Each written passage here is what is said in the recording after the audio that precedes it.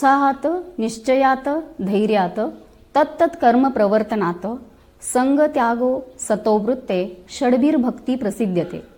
These are the 6 steps of success which has been written in Bhagavad Gita. ನಮಸ್ಕಾರ ಪ್ರಿಯ ವೀಕ್ಷಕರೇ, ಶ್ರೀ ಬಾಹುಬಲಿ ವಿದ್ಯಾಪೀಠದ ಜಿನಸೇನಾಚಾರ್ಯ ವಿದ್ಯಾಮಂಡಳದ ಗ್ರಾಮೀಣ ಆಯುರ್ವೇದ ಮಹಾವಿದ್ಯಾಲಯ ಆಸ್ಪತ್ರೆ ಹಾಗೂ ಸಂಶೋಧನಾ ಕೇಂದ್ರ ತೇರದಾಳ್ ಜಿಲ್ಲೆ ಬಾಗಲಕೋಟ್ ಕರ್ನಾಟಕ ಇವರು ಅರ್ಪಿಸುವ ಅಮೃತ್ ಆಯುರ್ವೇದ ಕಾರ್ಯಕ್ರಮಕ್ಕೆ ತಮಗೆ ಎಲ್ಲ ಸ್ವಾಗತ. ನಾನು ಡಾಕ್ಟರ್ ಉಷಕಲಾ ಪಾಟೀಲ್, ಸಹ ಪ್ರಾಧ್ಯಾಪಕಿ, ಶರೀರ ರಚನಾ ಡಿಪಾರ್ಟ್ಮೆಂಟ್. ಇವತ್ತು ಅಮೃತ್ ಆಯುರ್ವೇದ ಕಾರ್ಯಕ್ರಮದಲ್ಲಿ ತಮ್ಮ ಮುಂದೆ ಹಂಚಿಕೊಳ್ಳುವ ವಿಷಯ गर्भ संस्कार. सबसे पहले मैं आपकी गर्भावस्था के लिए आपको हार्दिक बधाई देना चाहती हूँ. आप गर्भवती है और अगर आप चाहती है कि आपकी गर्भ से उत्पन्न होने वाला शिशु सुंदर, स्वस्थ, बुद्धिमान, संस्कारित और शांत मना हो तो मेरी बात शांत बैठ के सुनिए. यकीन मानिए एक चमत्कार हो सकता है. मनोवांछित शिशु प्राप्त करने के लिए आपकी गर्भावस्था का यह पीरियड बहुत महत्वपूर्ण है. तो आज हम देखते हैं कि क्या है ये गर्भ संस्कार. कैसे गर्भ संस्कार की मदद से गर्भावस्था में ही आप होने वाली संतान को प्रोग्राम कर सकती है, मोल्ड कर सकती है. गर्भावस्था एक अद्भुत फीलिंग है, नारी जीवन की पूर्णता है. वाकई ही ये एक ऐसा फेज है जिसके लिए लोग बहुत तरसते हैं. आप सृष्टि से सृष्टिकर्ता बनने की ओर जा रही हो. गर्भवती बनना साधारण है, लेकिन माँ बनना बहुत कष्टदायी है. मैं मानती हूँ कि 9 महीने की गर्भावस्था के दौरान आप कई बार गायनेकोलॉजिस्ट के पास गए होंगे, टाइम टू टाइम सोनोग्राफी किए होंगे, कैल्शियम आयरन की गोलियां ले रहे होंगे. You are trying your level best for the growth of your child, no doubt.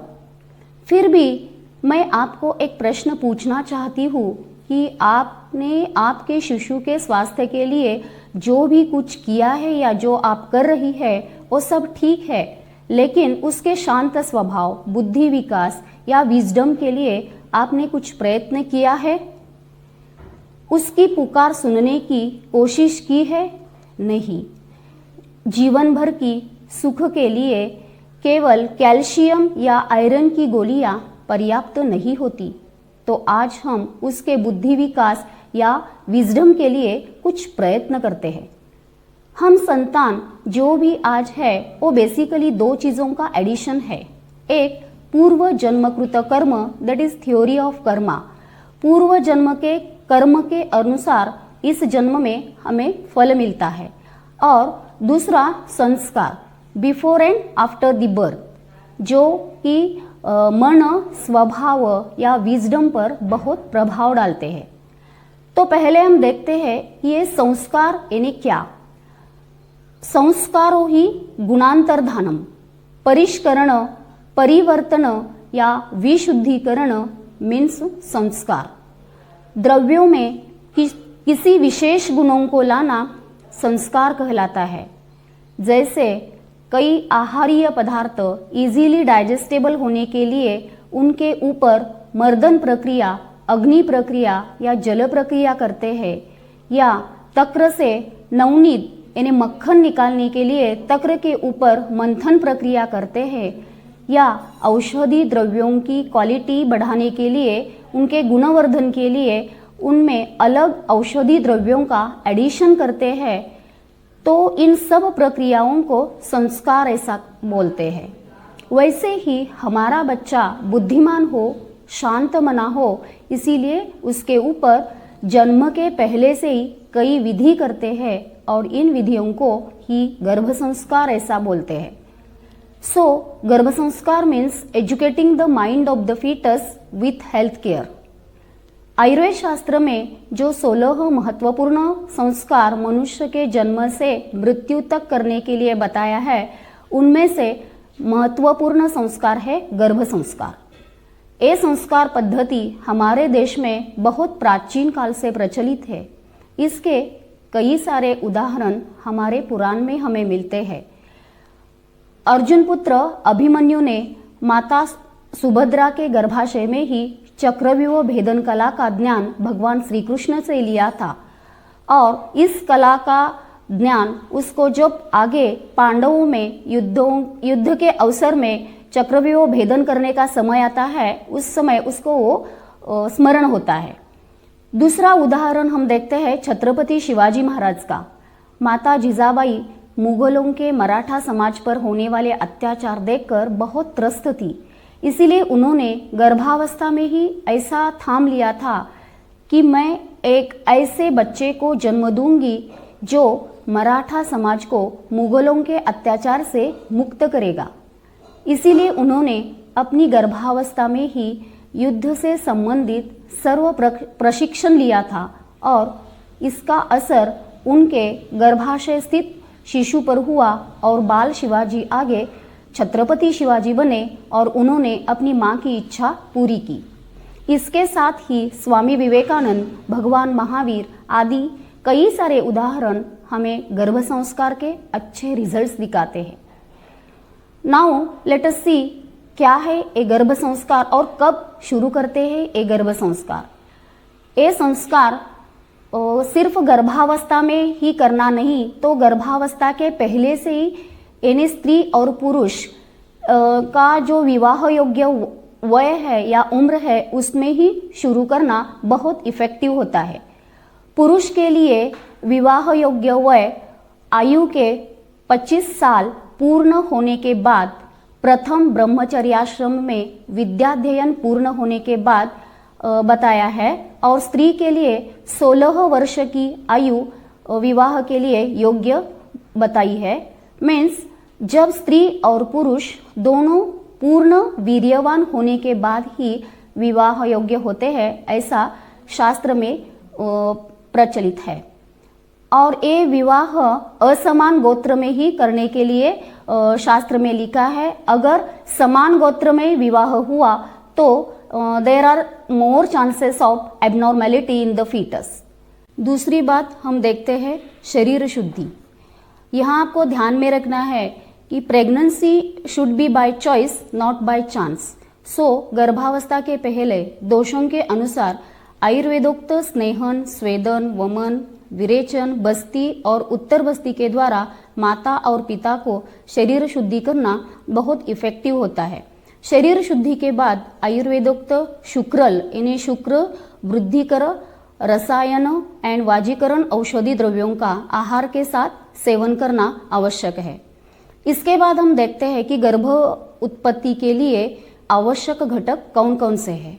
Ayurveda शल्य विशारद आचार्य सुश्रुत ने धान्योत्पत्ति से गर्भाधान का सामंजस्य रखते हुए बताया है कि जिस प्रकार ऋतु यानी योग्य काल, क्षेत्र यानी भूमि, अंबु यानी जल, बीज यानी धान्य बीज, इनका योग्य यानी ठीक तरह से सानिध्य होने से धान्य का अंकुरन ठीक तरह से होता है, फसल अच्छी आती है, वैसे ही ये 4 घटक मीन्स ऋतु यानी गर्भधारणा होने के लिए स्त्री पुरुष संबंध का शास्त्रोक्त करेक्ट पीरियड, क्षेत्र यानी गर्भाशय और पूर्ण स्त्री शरीर का हेल्दी होना, अंबु यानी जल की मात्रा, स्त्री शरीरगत जल की मात्रा, पूर्ण पोषक आहार रस का होना और स्त्री एंड पुरुष का बीज शास्त्रोक्त शुद्ध गुणयुक्त होना, पूर्ण धातु संपन्न और वीर्यवान संतति उत्पन्न होने में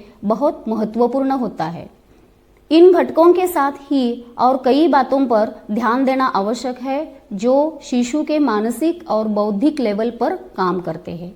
ये है communication and auto suggestion, music, stress, habits, diet, sleep, meditation and prayer and colour therapy and spiritual book reading. First देखते हैं communication and auto suggestion. Here आपके शिशु के साथ आपका यानी माता और पिता दोनों का और विशेष रूप से माता का संवाद होना बहुत महत्वपूर्ण होता है। विज्ञान के द्वारा ये प्रूव हो चुका है कि माँ की जो सोच है, माँ के जो थॉट्स है वो बच्चा सुन सकता है। That is what mother talk baby can listen it. Ayurveda औषध विशारद शारंधर ने भी गर्भोपपत्तौ तु मनः स्त्रियां से ये सिद्ध किया है। एक कम्युनिकेशन और संवाद अगर माता ने शवासन अवस्था में अगर किया तो बहुत इफेक्टिव होता है। इसके बाद हम देखते हैं दूसरा factor, that is stress means तनाव। सभी रोगों का मुख्य कारण है स्ट्रेस।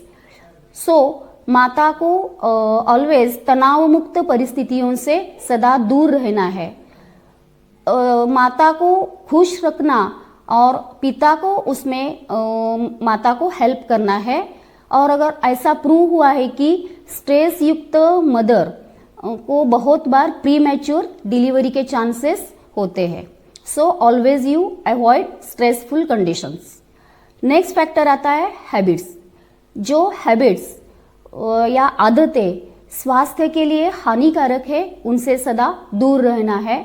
गर्भावस्था के दौरान किसी भी तरह का नशा करना बच्चे के सेहत के लिए खिलवाड़ हो सकता है। सो ऑलवेज माता और पिता avoids bad habits. Next factor देखते हैं आहार। आहार is the basic factor for good health. So गर्भिणी को ओनली गर्भावस्था में ही नहीं बट बिफोर गर्भावस्था आहार के बारे में बहुत सतर्क रहना है। ऑलवेज हेल्दी फूड, सात्विक फूड को लेना है। स्पाइसी, जंक और चाइनीज फूड को नहीं लेना है। आहार में दुग्ध, घृत यानी घी, fruits, dry fruits, green vegetables इनका होना आवश्यक है। जब जब आपको भूख लगती है तब ही आपको खाना है, न कि एक टाइम टेबल बना के उसके टाइम टेबल के ऊपर ही आपको खाना खाना है। जैसे छोटे बच्चे जब जब उनको भूख लगती है तब खाते हैं, वैसा ही आपको फॉलो करना है। नेक्स्ट आपको आपके आहार में एक खट्टा फल होना आवश्यक है, लाइक संतरी, मौसम्बी, kiwi, cherry, berry, which increases the immunity and decreases the acidity. आपको हर दिन 2 to 4 लीटर पानी लेना अत्यावश्यक है। इसके साथ आयुर्वेद शास्त्र में जो मासानुमासिक गर्भिणी परिचर्या बताई है उसका भी पालन करना बहुत हेल्पफुल होता है। नेक्स्ट फैक्टर हम देखते हैं म्यूजिक। जितना आहार मायने रखता है उतना ही म्यूजिक यानी संगीत इफेक्टिव होता है। It helps in the development of brain. Music facilitates neuron connections in the brain. It has healing capacities and soothing effect on our emotions. It helps to distress. It relaxes our mind and changes the mood. So माता को Indian classical music सुनना very effective होता है। Next factor देखते हैं meditation, that is dhyan. Meditation is a form of complementary medicine. It can help to reduce the stress, anxiety, depression, pain in pregnancy and also it helpful in insomnia.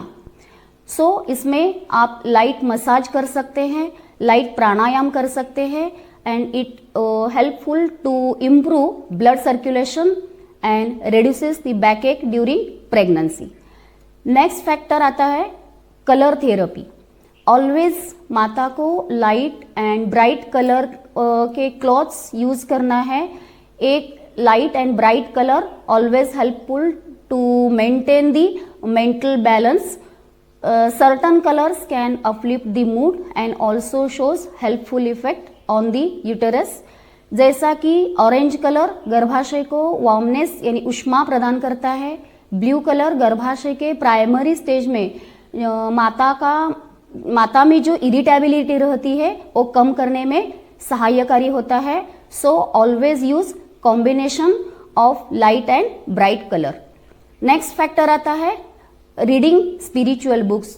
बच्चे का व्यक्तिमत्व यानी personality बनाने के लिए माता को अच्छी मोटिवेशनल बुक्स, स्पिरिचुअल बुक्स जैसे कि भगवत गीता, पुराण, रामायण ऐसे बुक्स पढ़ना है। उसके साथ ही भगत सिंह जैसे क्रांतिकारकों के बुक्स, नोबेल साइंटिस्ट के बुक्स अगर माता पढ़ती है तो it also helps to improve its wisdom and talency. अगर माता को रीडिंग स्टार्ट करना है तो ज़्यादा से ज़्यादा 5वें महीने से ही करना है। बिकॉज फ्रॉम दिस मंथ बच्चे का मन ज़्यादा अलर्ट होने लगता है. So finally pregnancy is one of the wonderful gifts of the god gifted naturally to the womanhood. It is a time of joy and anticipation. So enjoy. Thank you. अगर ये जानकारी आपको महत्वपूर्ण लगती है तो इस वीडियो को शेयर करो, लाइक करो. ऐसे वीडियोस के लिए हमारे चैनल को सब्सक्राइब करो. धन्यवाद.